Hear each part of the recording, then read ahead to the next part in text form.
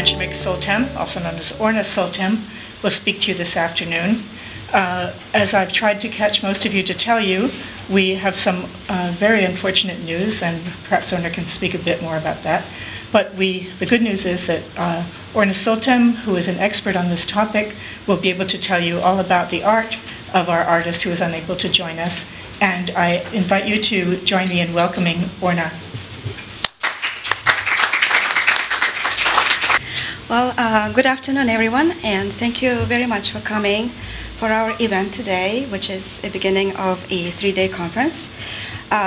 Traditionally, it's our third year having events of Mongolia Initiative, and we have the biggest conference at this time of the year, end of September.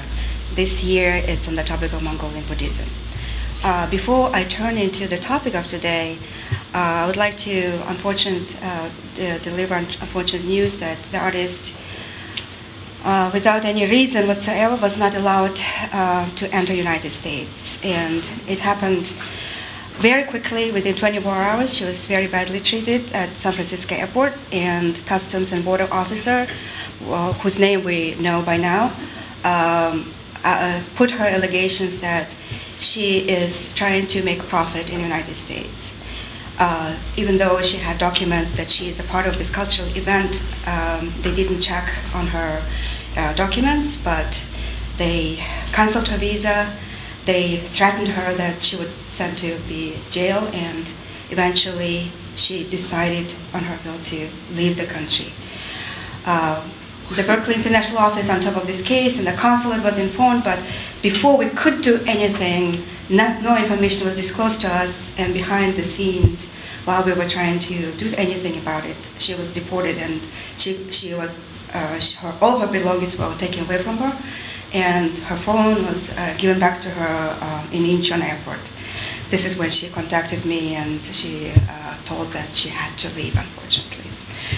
So she doesn't have any criminal record. She's been in similar events many times in this country. The latest I remember, I was part of it, is Smith College, where they had Mongolian Buddhism conference of this kind, and she also exhibited there, very similar context, and I don't know what made that particular officer being so mean and insulting to her in this case and denying the entrance, but hopefully we'll hear better news next time. So I'll introduce her work, Soyolmaa's work. I communicated with her through Skype while she was in Incheon, and she sent me all her works that she was bringing to show us during this conference. And I'm a curator and I'm an art historian of Mongolian art. And I've been working on developing particular interest in Soyolmaa because, as I will explain, showing her art, she is a particularly interesting case in Mongolian contemporary art scene. So I know that many scholars are here and they're well aware of beyond my own knowledge of the history of Buddhism. Just for popular understanding here, for common understanding here, I'll just give a brief, just a very short few words about what the real history of Buddhism in Mongolia. Traditionally, it is believed that there were so-called, quote-unquote, 3 ways of penetration of Buddhism. First one, during the nomadic confederations in 8th century through Silk Road. And we do have some fragments of murals from Uranchimeg which depict the Central Asian styles. It hasn't been really studied, and those fragments are in St. Petersburg in Russian archives. We didn't have access. And recently, an ongoing expedition of Japanese scholars also finding more evidence that this belief seems to be evidenced more by material findings.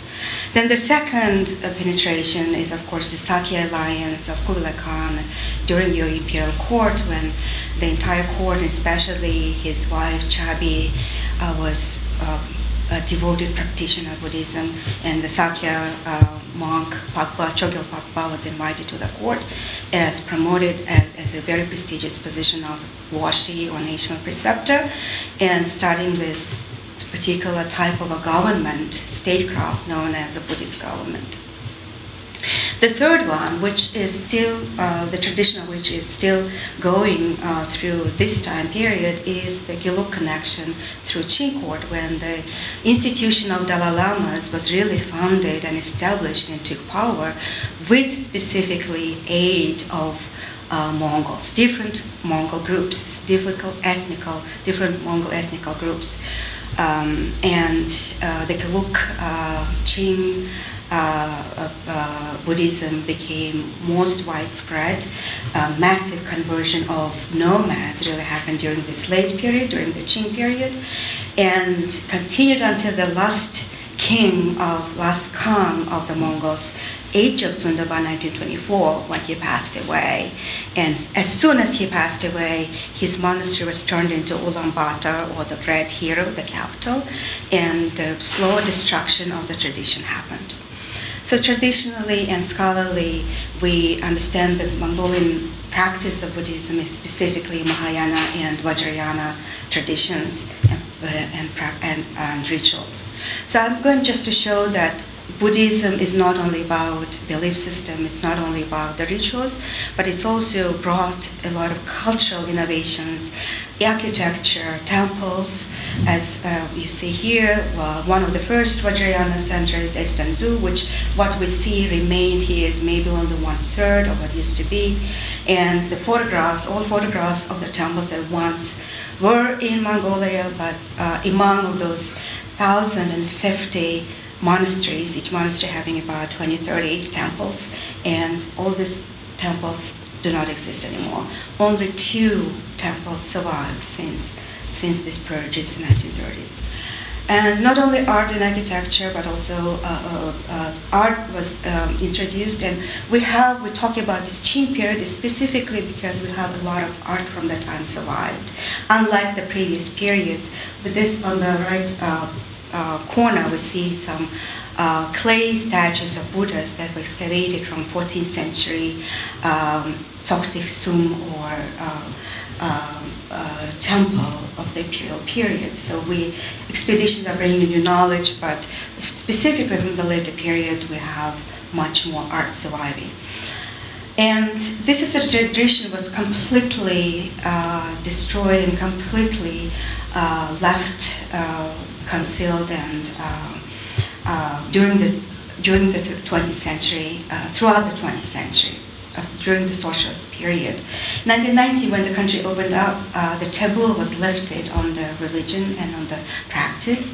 And even though those 2 temples were survived, the practice was very, very limited. And all of us, all Mongolians, remember how we never were allowed to go to monastery at the time. This question of the artists like Soyolmaa, we will see how to revive this tradition into a new appropriated form of culture now in 21st century is a big question. I think it's not only for practitioners and for scholars, but also for the artists. As soon as this taboo was lifted and people started to have rituals and going back to temples and revival of building up architectures and building up new temples, a particular monk Lama Purupat, who is very, very well known in Mongolia, opened a school for traditional Mongolian Buddhist art. He was trained himself in Dharamsala. He's a fluent Tibetan speaker, and he's an artist. He has a strong background of art. He was an artist himself before he became a monk. And his art follows what was inherited previously in during previous generations from Tibet. Tampa tradition of paintings and sculptural forms, iconographies, knowledge of iconometrical systems, in particular aspects of very material knowledge of producing those forms of art. However, unlike Lama Purupat, not there are other ways of reviving this tradition, as I observe as an art historian, and this is a very interesting sort of phenomenon. How not only you learn with Tibetan teachers or lamas and become a monk, but it's being a lay person. You want to also dedicate your art to the topics of Buddhism, or you want to use Buddhist forms in contemporary art. And this question now, it opens up for new research. In my case, is this larger question of generally of Asian contemporary art, such as what is tradition in modernity, what is the tradition within this particular globalization case. So Mongolia then does not really become a unique case, but rather it contributes into this larger debate of tradition and how to develop tradition in this globalizing age. For instance, in the case of Soyolmaa, now we're returning to Soyolmaa's art, she has a very personal experience with Buddhism, and she interprets her own art as very personal. She became an artist without really being a Buddhist practitioner. By the time she was growing up, it was not allowed anyways. However, her family provided her the knowledge that ordinary families in Mongolia do not receive so easily as she had. Her both parents were artists, and her father, Davaakhuu, is a well-known artist of traditional type of painting called Mongol, which developed in 20th century Mongolia as a sort of a movement, stand against Russianization, stand against Sovietization. And Davaakhuu is a Mongol Turak artist. As Soyolmaa tells now, and she is able to speak out now at this time, is she says that he actually was open very much about Buddhism within his own family members. And her sister became a nun and based in a monastery. She had a practice also of particular rituals. She had a guru and practiced for 4 years in a monastery. And she was encouraged by her guru to become an artist, to continue with art. She was very dedicated from the very beginning to continue to follow that path. So this painting, in Mongolian it's called Batoksho, or rough translation inside or internal, is kind of a self-portrait where she tells that many of her topics come out from her own personal experience of meditation and her own kind of a search for liberation, for search for finding answers about essence of Buddhas, essence of gods and divinities, the meaning of them, at how personally you experience them.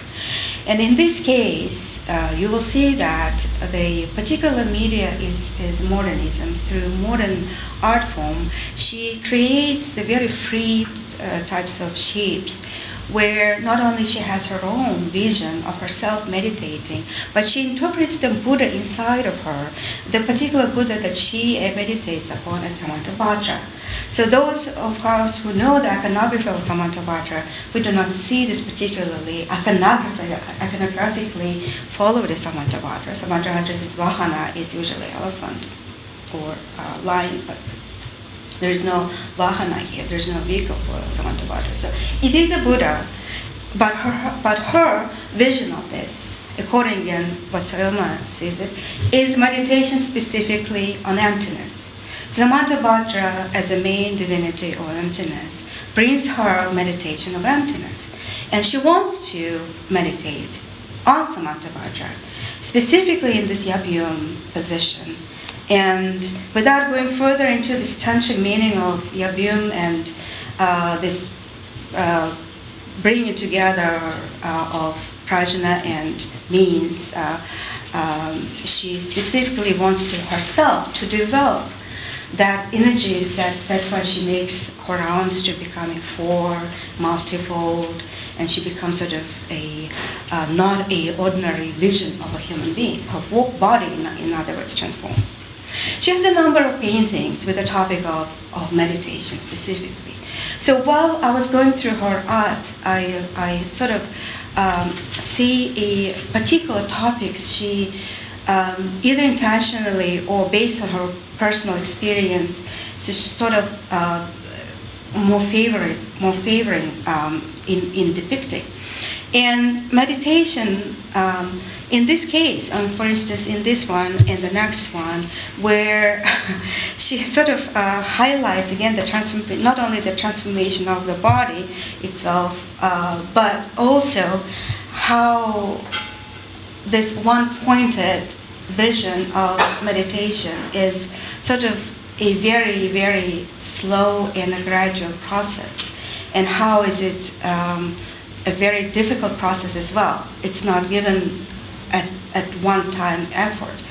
And in this particular, when she puts it into this in a crowd, she I may have it later here too. She puts it in a background where she kind of interprets the meditation as rather developing a struggle, not only with your own forces and with your own thoughts, but also all this outside world that we all are sort of encountering ourselves with social media and all this distraction and internet and everything that you have in daily life. It becomes sort of a struggle in its own right.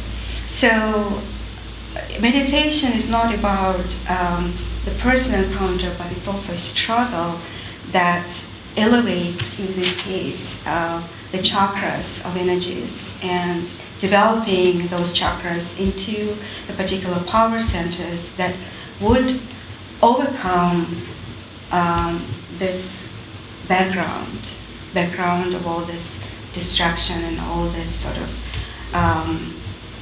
world that does not allow you to come to this one-pointed meditation. Here's another interesting painting where she does not follow any iconography specifically. To my question, I had a question whether, very different from Lama Prabhupada, for instance, who wants to develop a particular iconography and the traditional knowledge from Tibet.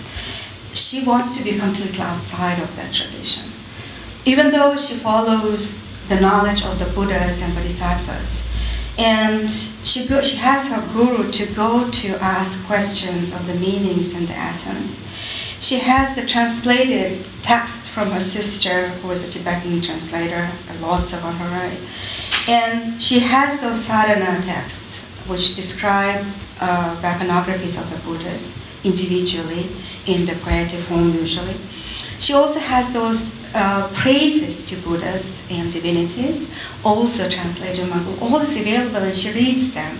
But instead of following the established iconographies, she wants to digest that textual knowledge at her own personal level, at her own personal experience, and create a form that speaks to her about her own personal experience with the divinity, and relay through that her personal experience that meaning of the Buddha or that meaning of the meditation practice to the viewers. So here is one example of completely non-iconographic, even though she has in a tantra, in a tanka, for instance, we always have moon and sun depicted, right, as a symbol of eternity, as a symbol of non-ending doctrine, teachings that are alive for without any time limits. Here, too, she takes those symbols. Here's moon and sun. However, they are particularly absorbed in this meditation space of her own, where she again wants to see herself embedded into this particular meditation.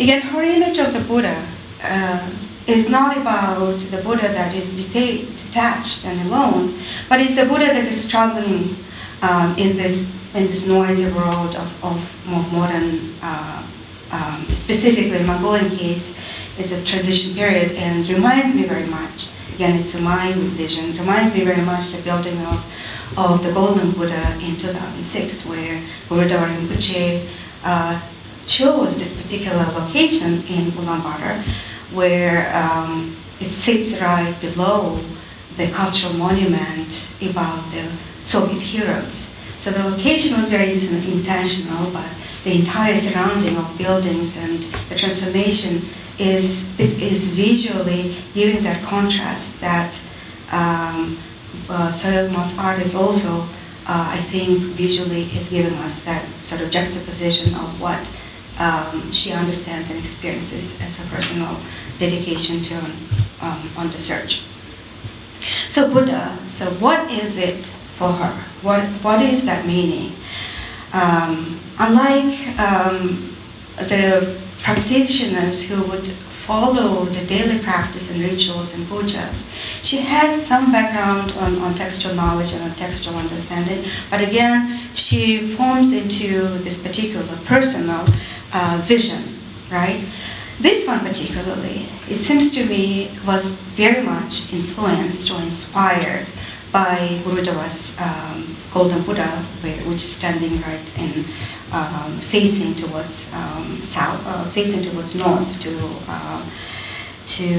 the Parliament building, but making a statement in its own, not only being in the midst of this new district, but also being at the foot of the Soviet monument. Here too, as you see here, I think it's speaking by itself that the vision of the Buddha as it's shining outside of this crowd and detaching itself is Soyolmaa's Buddha.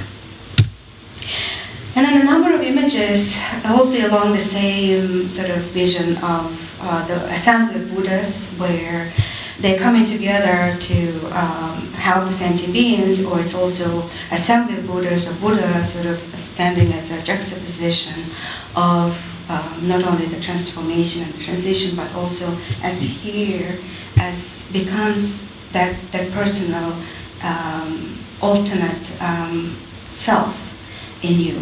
And this is really the essence of the Buddha, is when you meditate and you aim to become Buddha, you aim to reach that bliss of mind, that opening of mind that brings you enlightenment. Of course, it's a very, very long process, but that personal experience is something that we do not get really from the iconographical reading of the traditional art. Iconographies are so much established by now that looking at the Buddha image, we talk about those particular terms of mudras and asanas and vahanas, but the personal experience of what Soyolmaa as a living artist gives us is a kind of new way of also living through this tradition, a new way of also reading the Buddhist images of the past as well. Another topic that I distinguish from Soyolmaa's art is the way it's not only meditation, but the way how common people nowadays in Mongolia use the revival of Buddhism not for the sake of tradition only, but it's something inherited, and it's something that superstition as well. So many monks, after the new buildings are built and architectures are erected and constructed, the next stage in the development process or the revival process was to send the novices, monks, to Sera and Dripung and Dharamsala and build up the new generation of monks and new generations of priests who would begin the new lineages of tradition in Mongolian temples and monasteries. Yet the monks also face the question in this time of globalization, where Mongolia is very much open to all kinds of religious systems. There are many kinds of Christianity, many forms of Christianity already established their presence. There are privately founded religious systems. There is a big boom of shamanistic practices, and all kinds of this is coexisting together. So monks, that is what I see as another stage of this revival process, is how to educate now the practitioners, the devotees, the common people, not only not only to come and to ask for protection or ask particular pujas out of superstition or out of because I has this inherited tradition about which I don't know much, but have the conscientious choice and have the deliberate understanding, intentional choice of Buddhism as your own tradition. In other words, reappropriation of Buddhism as your own tradition is the process that I'm seeing happening in Mongolia. And the paintings that Soyolmaa creates, this particular set of images that talk about the specific rituals that many Mongolians just go for, to temples for, asking for protection, asking for well-being, asking for pujas for health, for making money, for being successful in work, and so on and so on. There are a number of them listed in every monastery that without any knowledge of the practice itself, you just ask and you pay for that ritual and you get it. But Soyolmaa, so there is a set of images like this one where it's visually very clear that she places her art also in this framework of following of tradition and aiming of efforts of making of Buddhism as your own tradition, beyond only the superstitious following of what is needed for your own well-being. So there are many taras that she has depicted, many generalized deities depicted, such as this one, again, deliberately and intentionally and very interesting for pictorial means. In my case, as an art historian, she brings a very deliberate, very free rendering of composition, very free reading of the meanings of what really Janrasa means, or what Dishwara means, or what meaning of Tara is. She tells me she is familiar with the texts. For instance, the tale of Green Tara and the text of sadhanas of Tara. She's familiar, but again, she doesn't want to follow those texts so closely as the traditional artists have been. She wants to make it her own vision of Tara, or her own vision of what it means to be protected by Janrasa. And that is, for me, this paintings is a part of this effort, how you digest Buddhism or the ritual now as a process of your own appropriation, of your own appropriation of the past. And explicitly, again, you see as a protection, as a deity coming to protect when you're asking and requesting the protection. You're praying for protection, and the deity is coming, Tara is coming to protect. Here's, for instance, is a juxtaposition of the traditional painting Batsana Batsara of white Tara and white Tara by as envisioned or as experienced by Soyolmaa. And for me it's interesting because she does not deny the iconographical forms. Unlike we will see later that there are artists that deny it intentionally. But she wants to create, the question here is this a contemporary Buddhist art? Or is it a Buddhist art and contemporary art, sort of a separate thing? And what is that vision of Buddhism in this very different world where the meaning of the text is sort of reread and reinterpreted by new generation of the people whose background and whose knowledge and whose experiences through all the socialist taboos and through personal introvert experiences of practice were sort of given them a very different view of this, right? So I asked her, so to me Soyolmaa is a very exceptional case, and that's one of the reasons this is my second time that I'm trying work closely with her, is that how bold an artist can be, or how free an artist can be in depicting those established iconographies. How bold and free you can interpret a particular divinity, such as Tara, for instance, when there are sadhana texts that tell us how many what kind of mudras they have, what kind of faces they have, and what kind of hands they have. So we'll have this text written, how bold and outside of the textual knowledge an artist can be, and if it is even possible. So an exceptional case with Soyolmaa is because she's the only one who does not deny Buddhist meanings and Buddhist teachings in creating Buddhist art in Mongolia. She wants to know Buddhism.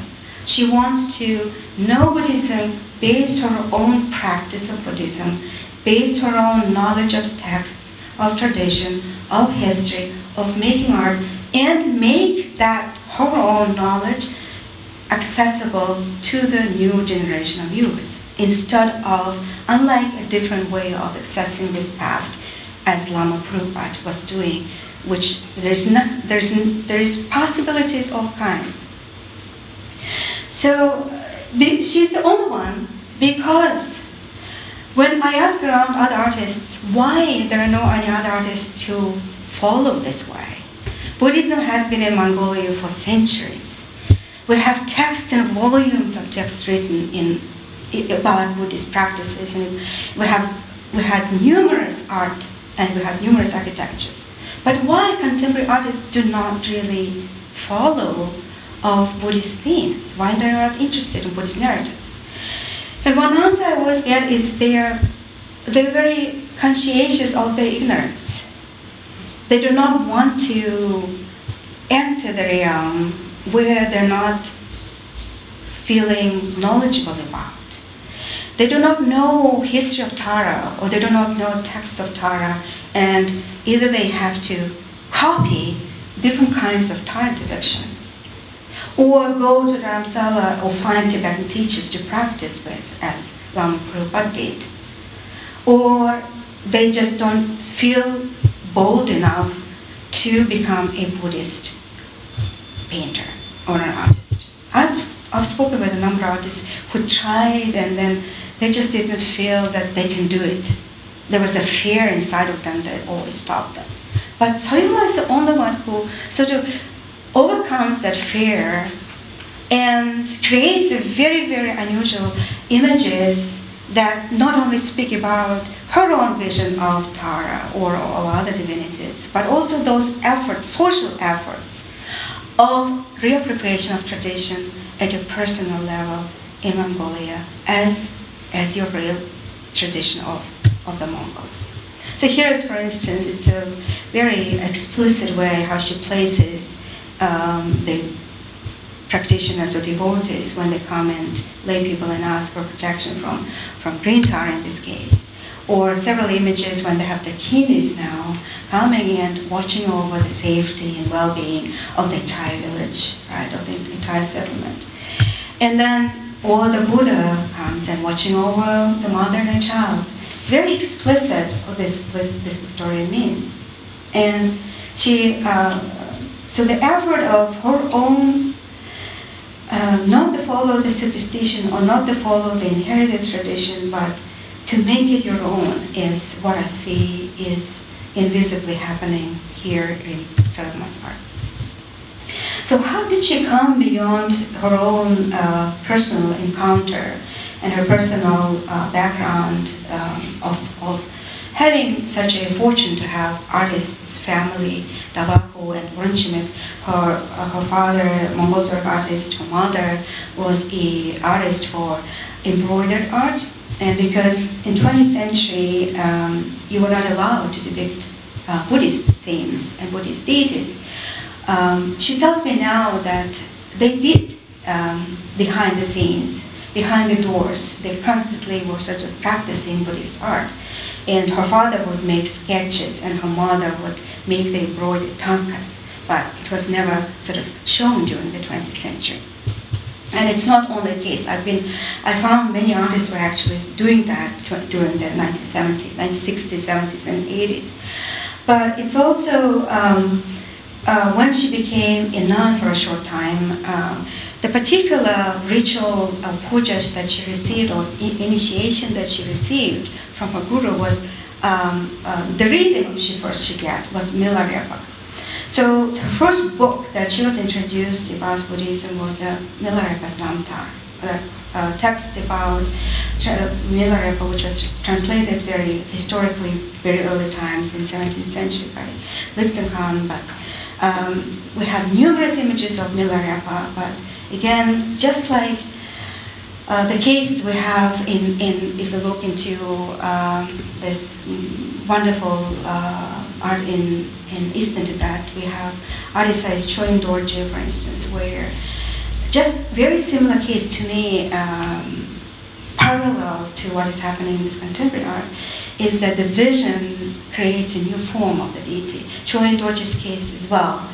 Even though he was familiar, we're talking about 17th century Tibetan, Eastern Tibetan artists now, Choyin Dorje also, with the knowledge of iconography and with the knowledge of the text and with the knowledge, with conscientious depiction, he followed his own vision and his own creation of art. Very similar, we see the case of Soyolmaa, and that's why we're becoming very excited that we have a living person who can sort of share with us how is it like to vision a deity, or how is it like to dream about a deity, how is it like to meditate and have that moment when I want to meditate on some Davaakhuu specifically. So this is an interesting conversation that I feel every time I talk to her, I feel very excited about. And so Milarepa was the first text that she read and became very interested about to learning more about Buddhism, not to follow without knowledge just monasteries and the teachers, but really develop her own knowledge and through that knowledge her own visions. So Machik Lobdrome is this Cho practitioner who established the Cho practice in Tibet. We know much about the tradition and books were written about her. But that becomes a very specific case for Soyolmaa, because she sees this as a kind of comparative to her, that when she practices, she wants to sort of leave her flesh and sort of elevate herself into this new realm of form. And form is very important because artists need to work with form, with particular shape. And how to reinterpret that form, whether it is a form that Machik Lobdrome herself was envisioning in a Cho practice and became a sort of outside of her own flesh, as she has been depicted here by Soyolmaa. But that experience of leaving your flesh outside and going into the realm of this invisible form where you come and becoming for the help of the sentient beings. And that sort of transition period of the form and body, when we say egoless body or bodiless form, is the Dharma. I mean, that's a very big word, for instance, Dharmakaya, of course, but that's the essence of Buddhism that she's trying to understand, really. What we're reading in the text, the Dharmakaya, Nirmanakaya, I mean, those are very big notions, philosophical notions. But here we have this artist that is trying with her, through her own channels, to experience that and to have these aims, very, very sublime aims to come to that moment of that realization. And Narodakini becomes her very interesting, her very private yadam. And because she says that Narodakini, in her understanding, is a deity that is the fastest deity who comes to her own call. It's not the Tara, it's not Janrasi, but it is the Narodakini that comes to watch you when you need it. And it's also the Dakini that you don't need initiation to become very close and meditate upon. So it becomes sort of a topic of her own through her set of images where she sort of places her around very different compositions, just like this one, flying over. She's recognizable with color, with attributes of kapala and of red color as a Narodakini. But again, it's not the Narodakini that we see in tankas and iconographies. It is Narodakini that's experienced by the vision of Soyolmaa specifically. And another is Retsidma or Gurukula is another Dakini that she is very much interested, because again, there's no initiation needed to meditate upon Gurukula, where you have to have initiations to meditate on other deities. So Soyolmaa is very favoring, but it's also, as an observer and a historian, it's also female deities. It seems to me she's more interested in, right? Maybe it's some conscious level of femininity. It's also, she finds more favor and she finds more connection with these female deities, which she's not particularly verbalizing, but it's quite visible. Just sheer number of how many images on female deities shows that she's particularly devoted to. And look at the form of Gurukula, for instance. If you see the details, it is following the iconography, but in a very loose sense. It's a flower archery that the Gurukula should have, iconography, and she has it here. But if you look at the face of Gurukula, it's very sort of personalized vision. It's sort of very feminine Gurukula, and which, of course, we don't see in tantras as well. And Maharaji is, and I pasted here for those who read in Mongolian, was particular sadhana where she, as I mentioned, she likes sadhanas and she likes praises, soul depths, those texts that she has a number of them through translation of her own sister. So she has this personal possibility of reaching those texts. And she writes them, she reads them, she memorizes them, she recites them, but she does not want to particularly follow them when she makes art. So reading about how Maharaji is the deity or goddess of dawn, right? She does not follow the iconography at all. There are no, there's usually a chariot of pigs that should be with the Maharaji, but it's not there. It's an important understanding of sun and radiance that comes with the sun rays that she wants to express through Maharaji. Or she goes outside of iconography completely, like with the case of Siddhartha, where even if she doesn't tell that this is Siddhartha or the deity of white parasol, we won't see it as a deity. This is not a deity. This is a human form with a white parasol. But it's a very, very common and popular deity in Mongolia. Everybody does follow Siddhartha to protect against black magic or against gossips and someone making something evil to you, you want to protect with Siddhartha. But her Siddhartha does not need to be something outside of the realm of visual world that we see in tantric depictions, but it's someone that is close to you and someone that maybe you can encounter even through very easy means. And just to conclude, we have a few minutes left. The majority of our art is this personal vision or personal effort to bring the tradition as our own, to digest it, reappropriation as I call it. But also she wants to be very true to her nomadic heritage, and her father was from countryside. She grew up with very close knowledge of nomadic lifestyle and animals and cattle breeding. So she wants to also bring this knowledge of Mongol Zurak and traditional ethnic forms, ethnic costumes that we often see in Mongolian contemporary art, but she doesn't particularly favoring, and she doesn't have too much work on this, but she doesn't lift it completely out. Or this one, for instance, an abstract form where I see a lot of butterflies. And when I asked her what butterflies really mean to her, and she seemed to think that without particularly intending to depict butterfly, is again, maybe it comes through her learning about Buddhism as a form or as a essence of her transformation, as an essence of impermanence. For her, somehow revealed through the form of butterfly. Also, we will be writing an essay for Cross Currents on Soyolmaa together with her, and for this specifically, she sent an artist statement, and I was able to translate just a few points there when she talks about her background as most influential force for her to make the decision to become a Buddhist artist.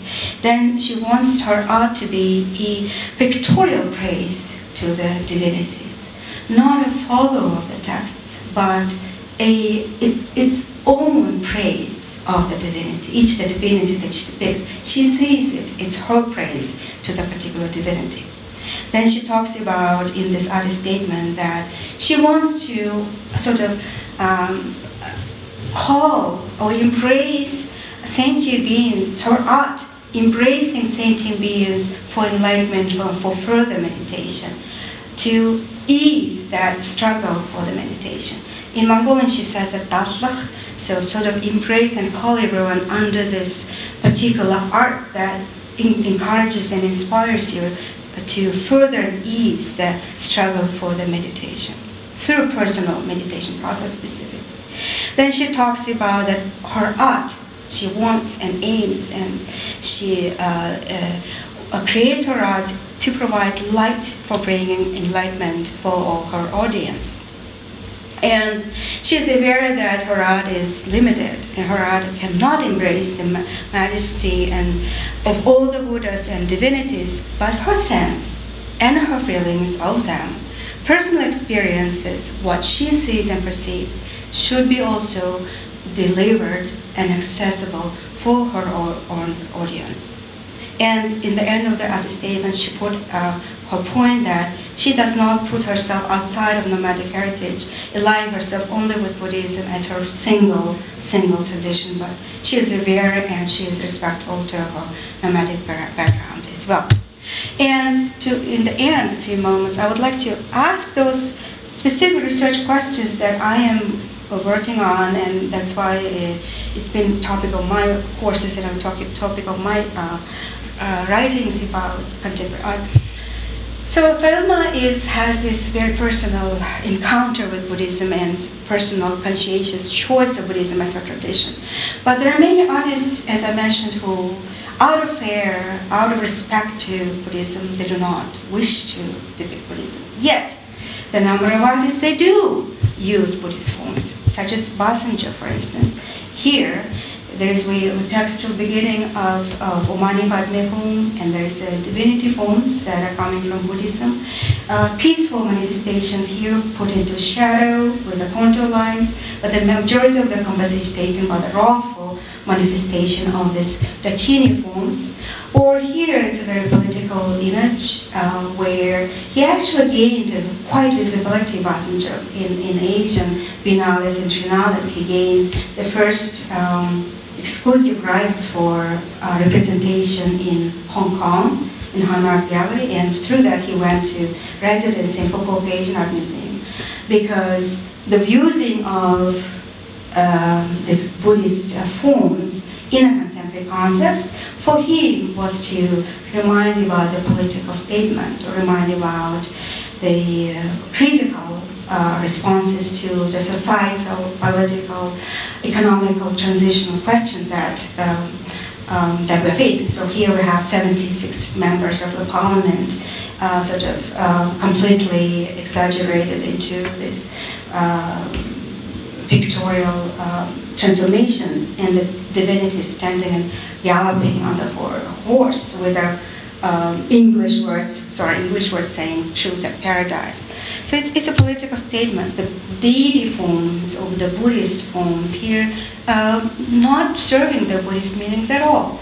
They're serving just as a form, as a shape, to have the particular connection to the contemporary critical critique of the particular artist towards the society, towards the politics, towards the economy that Mongolia is facing. Basanjo is the only one. There is Badrzoy, another very emerging artist who had a solo exhibition in London just a few months ago. And again, in this case, here's a Buddha image, but there we see Mickey Mouse all around it. So the connection with the Western, right?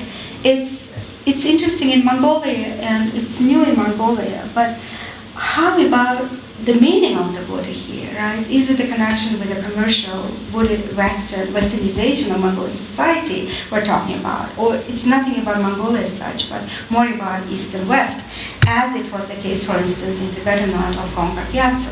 Gongpa Gyatso was probably the first one who began this process of East and West, who went to London, and if you look at his Buddhas and images, it's all about it's a statement on the commercial Western world. that Oriental gaze of the Western world on Tibetan cultures, on Buddhism, and efforts of this Oriental gaze to accommodate or commodify Buddha into this global scene. So Bongar Gyatso is very specific about his stance in contemporary art. But is this happening with Badr Tzorik? Or is this happening with Noming, the artist who won Jackson Pollock Award, who was selected to be represented in Documenta, one of the very big contemporary art exhibitions, just in past June in 2017. She's copying iconographically correct, if we can use this word here, quote-unquote, correct image. But it's not the meaning of the Buddha here at all. It's not the meaning that she's seeking here. Unlike the Siddhartha that wasn't looking as a deity, but seeking the meaning of the deity through a different form. Here, the form is here, but the meaning is not there. So this is another aspect of this globalization and the Buddhism that we're trying to deal with, right? What is it? In this case, Mongolia is not unique. In this case, Mongolia is a part of this big question that every Asian country is facing in the contemporary, vis-a-vis contemporary art media of performance art and installations and so on and so forth. How you deal with tradition. Do you copy the tradition and have it continue as it was passed on? Or do you interpret it differently? Or do you incorporate it into contemporary media? What do you do with it? Does it matter really?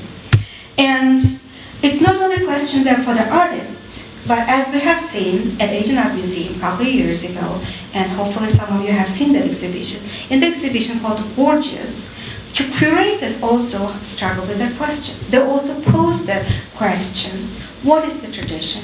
What is Buddhism in contemporary world? By physically bringing contemporary art from Museum of Modern Art, MoMA in San Francisco, into the Asian art spaces and deliberately creating this kind of juxtaposition that many people were sort of outraged about, but many people like myself were sort of very interested about and questioned about what is it really we can think about. It's not outrageous, it seems to me. It seems more thought-provoking and asking us how we can create more discursive models of writing about this and thinking about and teaching about this as well. Or this one, for instance, Guanyin Chinese sculpture in front of Rothko. That's a part of the Gorgeous. So curatorial sort of manifestation of this problem that we have seen in Badr Tzorik, Bongar Gyatso, and in Noming. Here curatorially was exhibited in Gorgeous several years ago in Asian Art Museum. And artists and curators, there's no one answer or another into this big question, but it is one sort of contemporary art views that a hot plate of debate that we are in it right now. And I think all artists in Mongolia, including Soyolmaa and Badr Tzorik and Basanjo, with their own views contributing to this debate. But Soyolmaa specifically is the single artist who wants to have her own personal visions, and in doing so, she, I think, follows such great artists of the past, such as Choin Dorje or Tengkar Mapa and so on and so forth, Situ Panchen and so on and so forth. So it is a very interesting way of creating contemporary Buddhist art, and I'm very glad that she is able to continue this. And let me close with that she's not alone in doing so. There's another artist, just an example of Tserin Sherpa, was based, a Nepalese Tibetan artist, was based in Bay Area, and he was in my course last year, where he spoke, just like Soyolmaa, he himself was a traditional Buddhist Thangka artist, but he transformed that knowledge into contemporary forms. And his vision was not attachment to forms, but detachment from forms that he is looking for. And I think it's the same.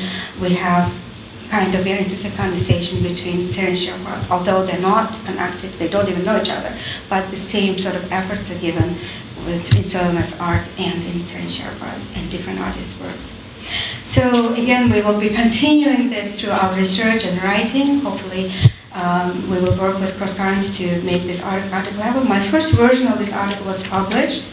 It was in Kyoto. It's accessible in academia.edu if you're interested to read. It's the very first effort for me to write about Soyolmaa, and hopefully my next one will be more inclusive of her art.